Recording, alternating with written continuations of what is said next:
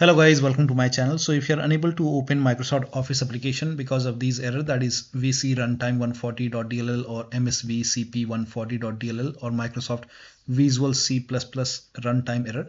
So if you're receiving one of these error messages, then please follow the steps shown in this video. So copy this link. The link is provided in the video description. Open this link in a browser. It will take you to Microsoft website. Now over here you will see Visual Studio 2015, 17, 19 and 22. Download x86 and download x64. So download both the file, that is x86, and then run this exe file. Now if you see the repair option, click on repair. If you see the install option, click on install. Click on yes to allow. Now download this x64 as well.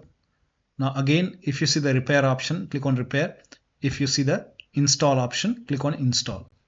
Click on yes to allow and let the installation complete. Make sure both the installation are complete.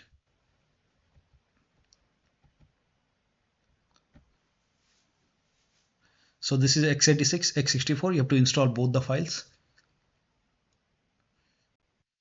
and it will be asking you to restart your computer. So make sure that you restart your computer. So click on restart. So I will not restart now, but make sure that you restart your computer.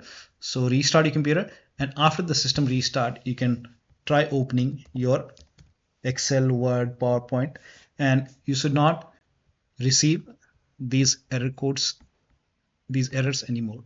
So that'll be all. Thank you so much for your time, and please like this video and subscribe to my channel.